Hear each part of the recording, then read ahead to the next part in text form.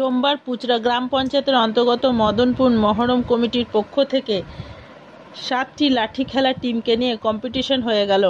প্রধান অতিথিরূপে এদিন এখানে উপস্থিত ছিলেন বারাবণী পঞ্চায়েত সমিতির সভাপতি অসিত সিং, বারাবণী থানার সাব ইন্সপেক্টর শ্যামসুল জোহা, যুব শক্তির কর্ণধার বরুণ তিওয়ারি, বিশিষ্ট সমাজসেবী মইনুল হক সহ আরও অনেকে। খেলার শুরুতে সমস্ত লাঠি খেলোয়াড়দের সঙ্গে পরিচয় পর্ব হয়। খেলাটি অনুষ্ঠিত হয় মদনপুর বাথান ফুটবল মাঠে।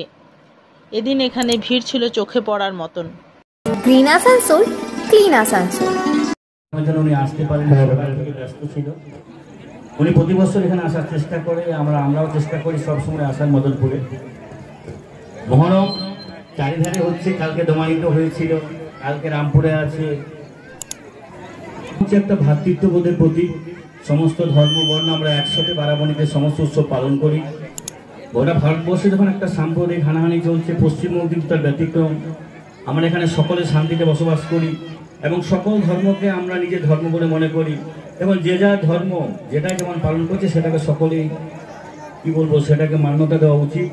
তা আমরা এখানে ভ্রাতৃত্ববোধ আছে বারাবণীতে এবং মদনপুরের সমস্ত জাতি এখানে বসবাস করে, সকলে একসাথে দুর্গাপুজো বলুন, মহরম বলুন, ঈদ বলুন, সকলেই একসাথে পালন করে।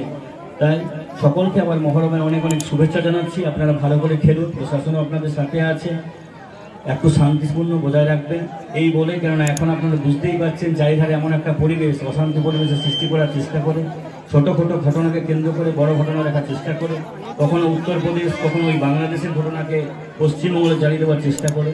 তারা একটু সংযত থাকবেন এবং ভালো করে প্রোগ্রামগুলো করুন এই বলে সকলকে অনেক ধন্যবাদ।